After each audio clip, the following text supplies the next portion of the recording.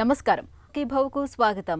ఈ రోజు సుఖీభవలో మెనోపాజ్లో ఎముకలు భద్రం, నిద్రకు యోగా మంచిదేగా, లేజర్తో వెర్కోస్ వీన్స్ మాయం, రక్తపోటును సరిగ్గానే కొలుస్తున్నారా?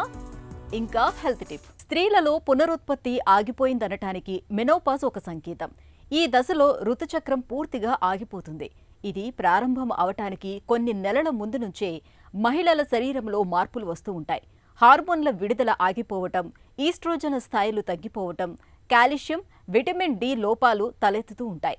ఇవన్నీ శరీరానికి ఊతగర్రల్లా నిలిచే ఎముకల్ని బలహీనం చేసేవే. ఇలాంటి పరిస్థితుల్లో ఎముకల్ని బలంగా ఉంచుకునేందుకు తప్పనిసరిగా జాగ్రత్తలు తీసుకోవాల్సి ఉంటుంది.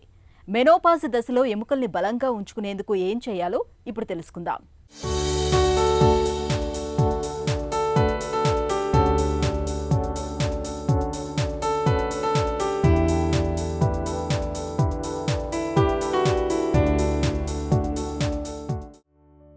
స్త్రీలో పునరుత్పత్తి ఆగిపోయిందనడానికి మెనోపాజ్ ఒక సంకేతం.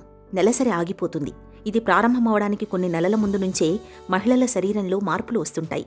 హార్మోన్ల విడుదల ఆగిపోవడం, ఈస్ట్రోజన్ స్థాయి తగ్గడం, కాల్షియం, డి విటమిన్ లోపాలు ఎముకల్ని బలహీనంగా మారుస్తాయి. మెనోపాజ్ దశలో మరీ ముఖ్యంగా ఎముకలు బోలుగా మారుతుంటాయి. ఎముకలు ఇట్టే పెళుసుబారుతుంటాయి. ఋతుచక్రం ఆగిపోయిన కొత్తల్లో ఎముకల సాంద్రత చాలా వేగంగా తగ్గుతుంది. దీంతో వెన్ను, తుంటి, మణికట్టు ఫ్రాక్చర్లు ఎక్కువగా అయ్యే ప్రమాదం పెరుగుతుంది. ఈ నేపథ్యంలో మెనోపాజ్ దగ్గర పడ్డాక ఎముకల పుష్టి కోసం మహిళలు తప్పనిసరిగా జాగ్రత్తలు తీసుకోవాలని చెబుతారు నిపుణులు. మెనోపాజ్ అనేది ఒక అవస్థ స్త్రీలకి.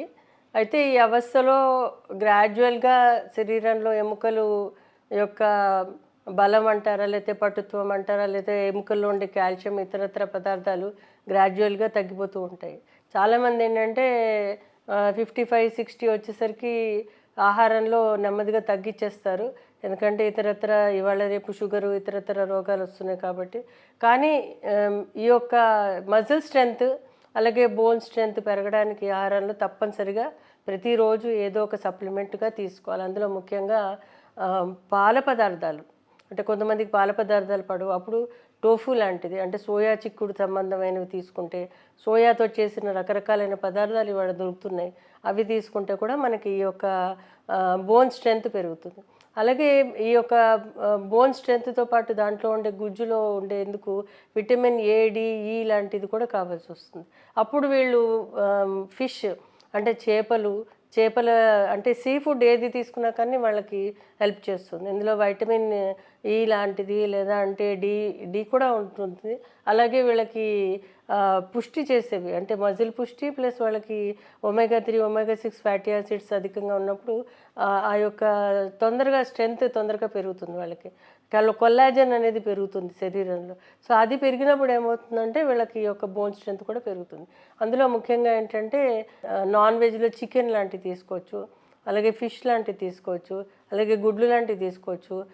వెజిటేరియన్స్కి అయితే చిక్కుడు గింజలు లాంటివి తీసుకోవచ్చు.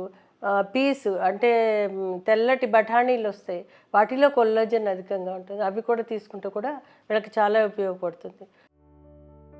ఎముకలు మన శరీరానికి జీవకర్రల్లాంటివి. ఇవి దృఢంగా, పటిష్టంగా ఉంటేనే మన శరీరం బలంగా ఉంటుంది. అయితే మెనోపాజ్ తర్వాత ఎముకలు పెళుసుబారడం, గుల్లబారిపోవడం అనేది ఎక్కువగా ఉంటుంది. ఈ పరిస్థితిని నివారించుకోవడానికి రోజువారీ ఆహారంలో కాల్షియం ఎక్కువగా లభించే ఆహార పదార్థాలను ఎక్కువగా తీసుకోవాలి. ముఖ్యంగా పాల ఉత్పత్తుల్ని తరచుగా తీసుకోవాలి. నిత్యం గ్లాసులు పాలు తాగడాన్ని అలవాటు చేసుకోవాలి. పాల ఉత్పత్తులు పడని వారు వాటికి బదులుగా డాక్టర్ సలహా మేరకు కాల్షియం సప్లిమెంట్లను తీసుకోవచ్చు. ఇక చీజ్లో కూడా కాల్షియం సమృద్ధిగా లభిస్తుంది.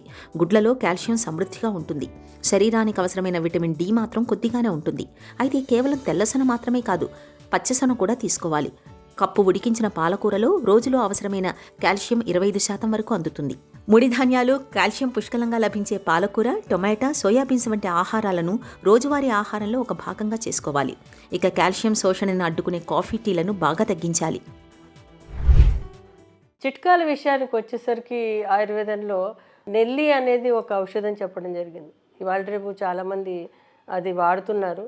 కాకపోతే ఆ నెల్లి ఒక గుజ్జు తీసుకొచ్చి అది ఒక 2 చెంచాలు ప్లస్ పంచదార కానీ, తేనె కానీ, లేదా అంటే కొంచెము అశ్వగంధ కానీ కలిపి ప్రతిరోజు ఒక 1/2 చెంచాడు, అంటే పొద్దున సాయంత్రానికి సరిపడా ఆలోచించాలంటే పొద్దున 1/4, సాయంత్రం 1/4 ఈ గుజ్జుతో పాటు తీసుకుంటే కనుక చాలా బాగా సహాయపడుతుంది. అది ఎముకలకి పుష్టి చేయడానికి సహాయపడుతుంటుంది.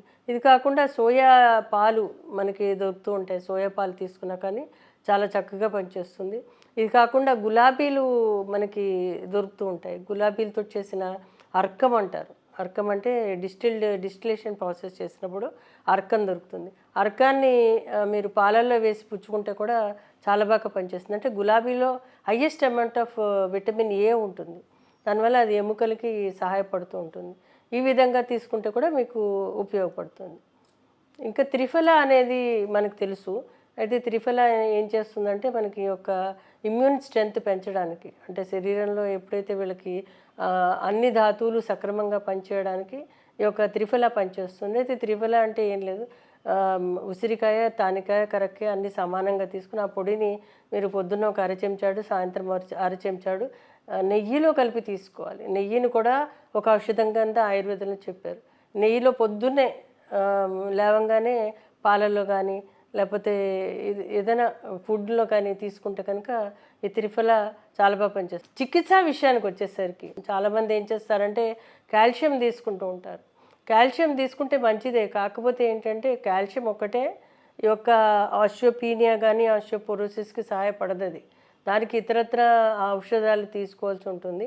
ఉత్త కాల్షియం తీసుకుంటే అది పెద్దగా అబ్జార్ప్షన్ అవ్వదు. ఒక ఏజ్ వచ్చాక అంటే 70s దాటాక డైరెక్ట్ కాల్షియం హెల్ప్ చేయదు.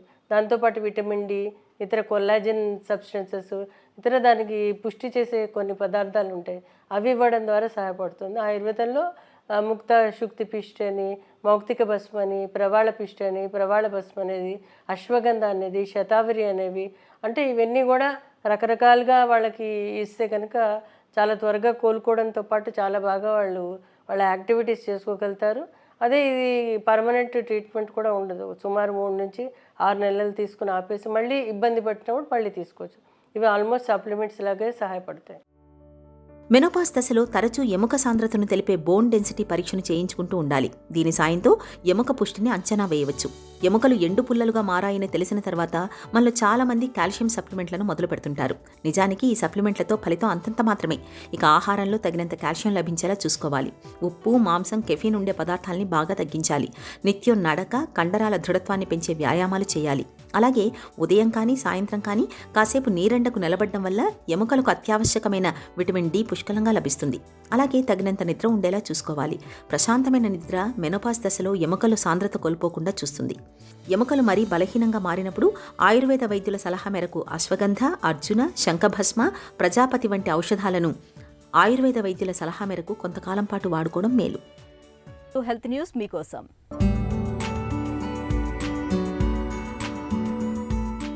వ్యాయామం చేస్తే నిద్ర బాగా పడుతుందన్నది మనందరిలోనూ ఉన్న నమ్మకం. అది కూడా జిమ్లో ఎంత బాగా శ్రమిస్తే నిద్ర అంత గాఢంగా ఉంటుందని భావిస్తూ ఉంటాం.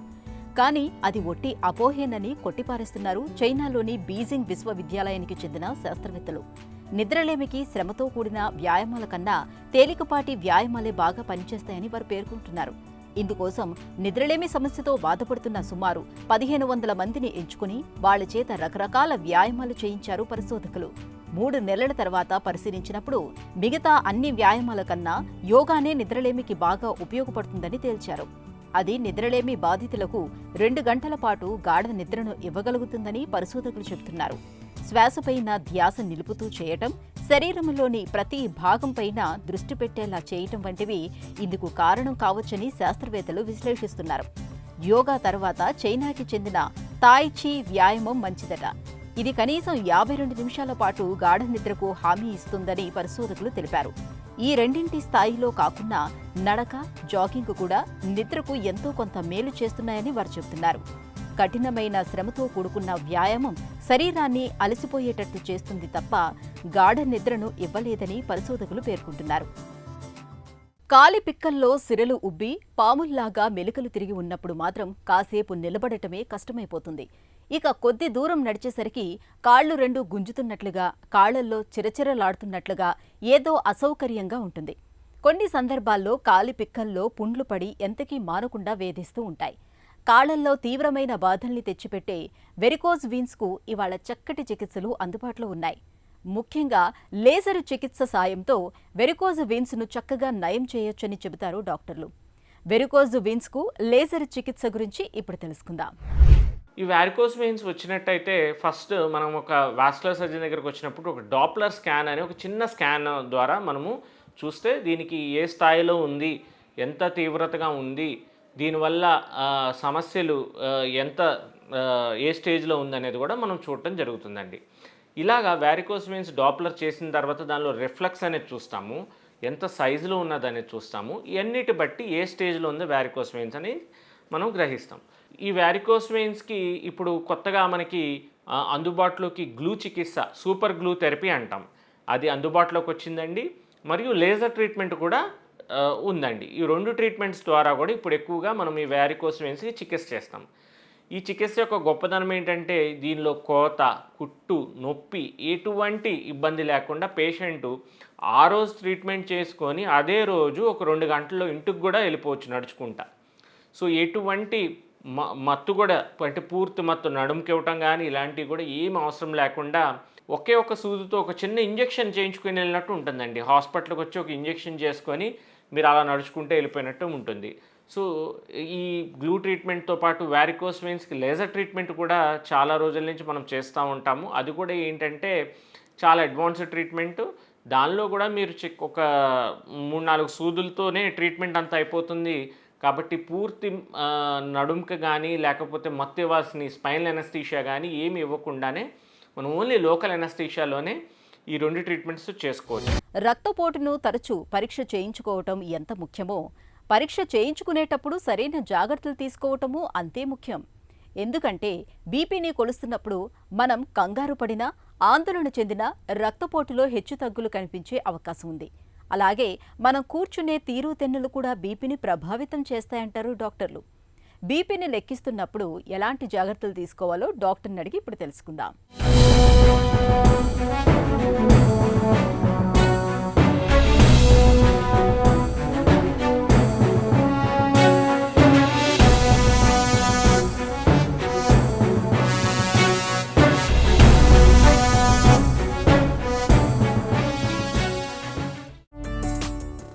రక్తపోటును ఎప్పుడెప్పుడు ఎలాంటి సందర్భాల్లో ఏ వయసు నుంచి లెక్కించాలి? కామన్గా బీపీ ఉన్నా కూడా చాలామందికి ఏమవుతుందంటే వాళ్ళకి ఎలాంటి సిమ్టమ్స్ ఉండవు. సో వీళ్ళు ఐదర్ ఏదైనా హాస్పిటల్కి జనరల్గా రెగ్యులర్ హెల్త్ చెకప్స్కి వెళ్ళినప్పుడు ఆర్ ఎల్స్ ఏదైనా ఐ చెకప్కి వెళ్ళినప్పుడు ర్యాండమ్గా బీపీ చూసినప్పుడు ఇన్స్టెంటల్గా వీళ్ళకి బీపీ ఉంది, రికార్డింగ్స్ హైగా ఉంది అని తెలుస్తుంది తప్పించి మోర్ దెన్ 70% మందికి వాళ్ళకి బీపీ ఉన్నట్టు తెలియదు. సో ఇలా తెలియకపోవడం వల్ల వీళ్ళకి ఆల్రెడీ అదర్ ఆర్గాన్ డ్యామేజ్ అంటే కిడ్నీ మీద ఎఫెక్ట్ చూపించడం, నెక్స్ట్ హార్ట్ మీద కూడా ఈ బీపీ ఎఫెక్ట్ అది చూపించి హార్ట్ కూడా పెరగటం, అలానే ఇంకా కళ్ళలో కూడా రెటీనా మీద ఎఫెక్ట్ చూపించి రెటీనా డ్యామేజ్ అది స్టార్ట్ అవ్వడం బీపీ వల్ల. కొన్నిసార్లు సివియర్గా బీపీ పెరిగినప్పుడు ఏమవుతుందంటే అప్పుడు వాళ్ళకి కొద్దిగా హెడేక్స్ అవి రావటం సివియర్గా, కొన్నిసార్లు వాంతులు అవి అవ్వటం, కళ్ళు తిరిగిపోవడం, ఇలాంటి సిమ్టమ్స్ రావచ్చు. ఇంకొంతమందికి ఏంటంటే ఇలా వీళ్ళకి బీపీ హైగా ఉన్నప్పుడు చాలామంది ఓపీకి వచ్చేటప్పుడు లైట్గా కాళ్ళ వాపులు స్టార్ట్ అవుతున్నాయను, సో ఇలాంటి సిమ్టమ్స్తో వస్తుంటారనమాట ఓపీకి. సో మేజర్గా పెద్దగా మనకి బీపీ హైగా ఉండటం వల్ల ఎక్కువగా సిమ్టమ్స్ ఏమీ తెలియవు. జనరల్గా మనకి ఏంటంటే ఈ 18 నుంచి 39 ఇయర్స్ ఉన్న వాళ్ళు మాత్రం కంపల్సరీ 18 ఇయర్స్ వచ్చిన తర్వాత కనీసం ఒక్క రీడింగ్ అన్న బీపీ చెక్ చేసుకోవాలి. At least yearly once BP check చేసుకుంటే మనకి ఇన్ కేస్ ఒకవేళ బీపీ లెవెల్స్ నిజంగా పెరుగుతుంటే దాని గురించి ప్రికాషన్స్ తీసుకొని మనం ఫర్దర్గా ఎర్లీగా బీపీ రాకుండా ప్రివెంట్ చేసుకోగలుగుతాం అనమాట. ఇంకొకటి మెయిన్గా చూసుకోవాల్సింది ఏంటంటే పేరెంట్స్లో ఎవరికైనా కనుక బీపీ ఉంటే వాళ్ళకి యాక్చువల్గా లేట్గా అంటే 50-60 ఇయర్స్కి వచ్చినా కూడా వీళ్ళకి ఎర్లీగానే అంటే 25 ఇయర్స్కే వీళ్ళకి వాళ్ళ పిల్లలకి వచ్చేస్తుంది అనమాట బ్లడ్ ప్రెషర్ ఇప్పుడున్న స్ట్రెస్ వల్ల కానీ. అండ్ ఆల్సో సో ఇలాంటి ప్రాబ్లమ్స్ ఉండటం వల్ల కంపల్సరీ సో 18 ఇయర్స్ రాగానే మాత్రం ఒక్కసారైనా బీపీ చెక్ చేసుకోవాలి. తర్వాత నుంచి కూడా అట్లీస్ట్ ఇయర్లీ వన్స్ ఒక రీడింగ్ అన్న చూసుకొని నార్మల్గా ఉంటే మనం వేరే కాంప్లికేషన్స్ రాకుండా ఈ హార్ట్ మీద కానీ నెక్స్ట్ ఈ బ్రెయిన్ మీద కానీ ఐస్ మీద కానీ ఇలాంటి కాంప్లికేషన్స్ రాకుండా ప్రివెంట్ చేసుకోగలుగుతాం. నెక్స్ట్ ఇంకా ఏంటంటే కొన్ని రకాల డ్రగ్స్ ట్యాబ్లెట్స్ అవి యూజ్ చేసినప్పుడు లైక్ ఏదైనా స్టిరాయిడ్ ట్యాబ్లెట్స్ కానీ పెయిన్ కిల్లర్స్ కానీ ఆర్ఎల్స్ ఓరల్ కాంట్రాసెప్టివ్స్ కానీ ఇలాంటి టాబ్లెట్స్ యూస్ చేసే వాళ్ళు కూడా కొంచెం కేర్ఫుల్గా ఉండి బీపీ చెక్ చేసుకోవాలి రెగ్యులర్గా. అలానే కొంతమందికి ప్రెగ్నెన్సీలో కనుక బీపీ వస్తే వీళ్ళు కూడా రెగ్యులర్గా బీపీ చెక్ చేయించుకోవాలన్నమాట ఇయర్లీ వన్స్. ఎందుకంటే కొంతమందికి తర్వాత కూడా ఇలా ప్రెగ్నెన్సీలో వన్స్ బీపీ వచ్చినప్పుడు వీళ్ళకి తర్వాత కూడా రావడానికి హై రిస్క్ ఉంటుందన్నమాట. అలానే నార్మల్గా ఇంకా 40 years దాటిన తర్వాత మాత్రం అందరూ కంపల్సరీ 6 monthsకి ఒకసారన్నా బీపీ చెక్ చేసుకుంటే మనకి ఇలా ఎర్లీగా బీపీ రావడానికి కానీ ఒకవేళ బ్లడ్ ప్రెషర్ అనేది పెరుగుతుందా అనేది ముందుగానే మనం గ్రహించవచ్చు. వైట్ కోట్ హైపర్ టెన్షన్ అంటే ఏంటి? వైట్ కోట్ హైపర్ టెన్షన్ అంటే మనకి వీళ్ళకి ఏంటంటే నార్మల్గా ఇంట్లో కానీ ఆర్ఎల్స్ బయట ఎక్కడైనా నార్మల్ రికార్డింగ్స్ తీసినప్పుడు బీపీ నార్మల్గా ఉంటుంది. అలా కాకుండా హాస్పిటల్కి వచ్చినప్పుడు మాత్రం బీపీ లెవెల్స్ ఎక్కువగా అంటే 140/90 కంటే ఎక్కువగా ఉంటాయి అన్నమాట. దీన్ని వైట్ కోట్ హైపర్ టెన్షన్ అంటాం. సో వీళ్ళకి ఏం చేయొచ్చు అంటే ఇంటి దగ్గర ఏమైనా పాసిబిలిటీ ఉండి చెక్ చేసుకునే ఆప్షన్ ఉంటే కనుక ఈ ఆటోమేటెడ్ బీపీ మెషిన్స్ ఒకటి తీసుకొని దాంతో మార్నింగ్ ఈవినింగ్ ఒక 1 week వరకు ఒక వారం అంతా చెక్ చేసుకొని బీపీ రికార్డింగ్స్ అన్నీ ఎంత వస్తుంది అనేది నోట్ చేసి పెట్టుకుంటే దాని యావరేజ్ తీసుకొని తర్వాత మళ్ళీ ఒక వారం తర్వాత వీళ్ళకి హాస్పిటల్లో కూడా చెక్ చేసి బీపీ, సో ఆ రీడింగ్స్ వాళ్ళు ఇంటి దగ్గర చెక్ చేసుకునే రీడింగ్స్ మనం హాస్పిటల్లో చెక్ చేసింది అన్నిటికీ యావరేజ్ తీసి అప్పుడు కూడా దాని రీడింగ్స్ 140/90 కంటే ఎక్కువ ఉంటే అప్పుడు వాళ్ళకి బీపీ ఉందని డయాగ్నోసిస్ చేస్తాం. ఆర్ఎల్స్ వాళ్ళ రీడింగ్స్ కనుక తక్కువగానే ఉంటే మళ్ళీ 2 months తర్వాత మళ్ళీ రిపీట్ చేసుకొని ఒకసారి మళ్ళీ బీపీ రీడింగ్స్ అవి చూసుకోవాల్సి వస్తుంది. అండ్ ఇంకొక గుర్తుంచుకోవాల్సిన విషయం ఏంటంటే ఇలా వైట్ కోట్ హైపర్ టెన్షన్ ఉన్నప్పుడు అంటే హాస్పిటల్లో రీడింగ్స్ హైగా ఉండి ఇంటి దగ్గర రీడింగ్స్ నార్మల్గా ఉన్నా కూడా వీళ్ళు ఏంటంటే కొంచెం ఎక్స్ట్రా కేర్ఫుల్గా ఉండాలి. ఎందుకంటే వీళ్ళకి ఇలా వైట్ కోట్ హైపర్ టెన్షన్ ఉన్న వాళ్ళకి ఫ్యూచర్లో బీపీ వచ్చే రిస్క్ హైగా ఉంటుంది. బీపీని ఏ సమయంలో కొలవటం మంచిది? ఎలాంటి జాగ్రత్తలు తీసుకోవాలి? జనరల్గా ఇంటి దగ్గర కనుక మనం ఆటోమేటెడ్ బీపీ మెషిన్తో కానీ మానిటర్తో కానీ చెక్ చేసుకుంటుంటే మనం నిద్ర లేచిన తర్వాత ఒక 1/2 hour తర్వాత చెక్ చేసుకోవాలన్నమాట. అది ఐడియల్ టైము. అది కూడా మనం చెక్ చేసుకునేటప్పుడు కాఫీ కానీ టిఫిన్ కానీ టీ కానీ అవేమి తీసుకోకూడదు. నెక్స్ట్ ఎక్సర్సైజెస్ అవేమి చేసి ఉండకూడదు. స్మోకింగ్ కానీ ఇలాంటివేమీ చేసి ఉండకూడదు. ఇలా చేయకుండా మనం లేచిన తర్వాత ఒక అరగంట తర్వాత లేచిన వెంటనే కాకుండా ఒక అరగంట తర్వాత బీపీ చెక్ చేసుకుంటే మనకు కరెక్ట్ రీడింగ్ వస్తుంది. అలానే ఆ చెక్ చేసుకునేటప్పుడు ఒక 5 minutes కొంచెం ప్రశాంతంగా కూర్చొని మనం ప్లెజెంట్గా రిలాక్స్డ్గా కూర్చొని బీపీ చెక్ చేసుకోవాలి. అలాగే ఒక ప్లెజెంట్ రూమ్లో కూర్చొని మనం చెక్ చేసుకుంటే రీడింగ్స్ కొంత కరెక్ట్గా వస్తుంది. నెక్స్ట్ థింగ్ ఏంటంటే మనం హాస్పిటల్కి వచ్చే ముందు స్మోకింగ్ కానీ కాఫీ టీలు కానీ ఏదైనా ఫుడ్ కానీ తినకపోతే బెటర్. ఎందుకంటే ఇలా ఫుడ్ కానీ కాఫీ టీ కానీ ఇలాంటివి ఏమైనా తీసుకుంటే ఇమీడియట్గా బీపీ రీడింగ్స్ పెరుగుతాయి అన్నమాట. సో అన్నెసరీగా మనకి బీపీ రీడింగ్స్ హైగా రావచ్చు, హైగా చూపించవచ్చు. సో అన్నెసరీగా ట్రీట్మెంట్ అది స్టార్ట్ చేయాల్సిన ప్రాబ్లం రావచ్చు. సో అందుకని మనం వచ్చే ముందు కూడా ఇలాంటివన్నీ చేయకుండా ఈ టిప్స్ ఒకటి ఫాలో అవ్వాలి. నెక్స్ట్ థింగ్ కూర్చున్నప్పుడు కూడా లోపలికి వెళ్ళి డాక్టర్ ఆఫీస్లో కూర్చున్నప్పుడు కూడా మనము చైర్లో కొంచెం ప్లెజెంట్గా స్ట్రైట్గా కూర్చొని హ్యాండ్ అనేది కూడా మనం హార్ట్ లెవెల్లో ఉండాలన్నమాట బీపీ చెక్ చేసేటప్పుడు. అంటే పైకి కిందకి ఉండకూడదు. ఒకవేళ చెయ్యి కనుక మనకి బీపీ మెజర్ చేసేటప్పుడు కిందకు ఉంటే సో బీపీ రీడింగ్ కొంత ఒక 5 నుంచి 15 millimeters ఆఫ్ మెర్క్యూరీ వరకు పెరగచ్చు అనమాట, ఎక్కువగా చూపించవచ్చు. అలానే హ్యాండ్ పైకి పెట్టున్నా కూడా మనకి బీపీ రీడింగ్ కొంత ఎక్కువగా చూపించవచ్చు. సో అన్నెసరీగా మనకి రాంగ్ రికార్డింగ్స్ వస్తుంది. సో ఈ టిప్స్ ఒకటి తీసుకోవాలి. నెక్స్ట్ థింగ్ ఏంటంటే బీపీ రికార్డ్ చేసినప్పుడు 2 హ్యాండ్స్కి చెక్ చేయాలి. 2 హ్యాండ్స్కి చెక్ చేసుకొని 2 హ్యాండ్స్లో ఏదైతే ఎక్కువగా ఉందో ఆ రీడింగ్నే తీసుకుంటాం. ఓన్లీ సింగిల్ హ్యాండ్కి చెక్ చేయము, బోత్ హ్యాండ్స్కి. ఇని స్పెసిఫిక్గా ఇదేంటంటే మనం కొత్తగా డయాగ్నోసిస్ చేసిన పేషెంట్స్లో మాత్రం కంపల్సరీ 2 హ్యాండ్స్కి చెక్ చేసుకొని బీపీ ఏదైతే హయ్యర్ రీడింగ్ ఉందో దాన్ని రీడింగ్ కింద తీసుకోవాల్సి వస్తుంది. నెక్స్ట్ అలానే చెక్ చేసేటప్పుడు కూడా మాట్లాడకపోవడం బెటర్. అంటే మాట్లాడినా కూడా బీపీ కొంత పెరగచ్చు అనమాట. మూత్రాశయం నిండుగా ఉన్నప్పుడు బీపీని కొలిస్తే గణాంకాలు తప్పుగా వస్తాయా?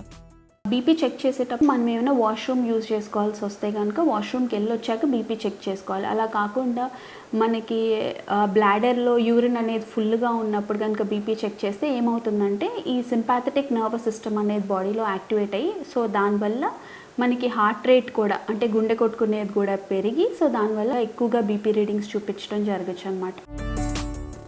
ఖచ్చితమైన బీపీ గణాంకాల కోసం రక్తపోటును ఎన్నిసార్లు లెక్కించాలి? ఫస్ట్ టైం ఒక పేషెంట్ వచ్చి తనకి నిజంగానే బీపీ రీడింగ్స్ ఎక్కువగా ఉన్నాయి అంటే 140/100 కంటే ఎక్కువగా ఉన్నాయి ఆర్ 140/100 ఉందంటే కనుక నెక్స్ట్ ఏం చేస్తామంటే మళ్ళీ ఇంకొక అట్లీస్ట్ 2 రీడింగ్స్ అన్నా తీసుకోవాలి. ఐదర్ ఒక వీక్ తర్వాత అయినా చెక్ చేయడం ఆర్ ఎల్స్ 2 వీక్స్ తర్వాత 2 వారాల తర్వాత అయినా ఒక 2 రీడింగ్స్ మళ్ళీ తీసుకోవాలి. మనం తీసుకొని అప్పటికి కూడా తనకి బీపీ కనుక ఎక్కువ ఉంటే అంటే 140/100 ఆర్ అబవ్ ఉంటే కనుక అప్పుడు బీపీ ఉంది అనుకొని బీపీ ట్యాబ్లెట్ స్టార్ట్ చేసుకుంటాం. అలానే 2 చేతులకి బీపీ చెక్ చేసుకోవాల్సి వస్తుంది. అలా కాకుండా ఒక పేషెంట్ వచ్చినప్పుడు తనకి ఫస్ట్ టైమే కనుక 160/100 కంటే బీపీ ఎక్కువగా ఉంటే వెంటనే ముందు బీపీ ట్యాబ్లెట్ స్టార్ట్ చేసుకుంటాం. ఎందుకంటే వీళ్ళకి మళ్ళీ వెయిట్ చేస్తే దానివల్ల వచ్చే రిస్క్ ఎక్కువగా ఉంటుంది కాబట్టి హై బీపీ వల్ల. సో ఫస్ట్ రీడింగ్స్ కనుక 160/100 కంటే ఎక్కువ ఉంటే ముందే బీపీ ట్యాబ్లెట్ స్టార్ట్ చేసుకొని సో దాంతోపాటు లైఫ్ స్టైల్ మోడిఫికేషన్స్ అనమాట. అంటే మనం డైట్లో సాల్ట్ అది బాగా తగ్గించడం, నెక్స్ట్ వాకింగ్ అది చేయటం, ఒకవేళ ఓవర్ వెయిట్ వెయిట్ ఎక్కువ ఉన్న వాళ్ళైతే కొంచెం వెయిట్ లాస్కి డైట్ కంట్రోల్ అది చేయటం, నెక్స్ట్ స్మోకింగ్, ఆల్కహాల్ ఇలాంటివి ఏమన్నా ఉంటే అవి స్టాప్ చేసుకోవడం, అలాగే డైట్లో ఫ్రూట్స్ వెజిటేబుల్స్ అవి ఎక్కువగా ఉండేటట్టుగా చూసుకోవడం. సో ఇలా చేస్తాం. వీటితో పాటు ఏంటంటే ఒకవేళ పాసిబిలిటీ ఉంటే కనుక మనకి ఇంటి దగ్గర కూడా అంబులేటరీ బీపీ మానిటరింగ్ అనమాట. అంటే ఒక 24 గంటలు బీపీ మెజర్ చేసుకొని మెషిన్ కనెక్ట్ చేసుకొని ఆ రికార్డింగ్స్ చూసుకొని సో దాన్ని బట్టి ఏ టైంలో పెరుగుతుంది ఏ టైంలో అయినా డ్రాప్ అవుతుందా అనేది చూసుకోవాలి. దాన్ని బట్టి అవసరమైన ట్రీట్మెంట్ పెట్టుకోవచ్చు.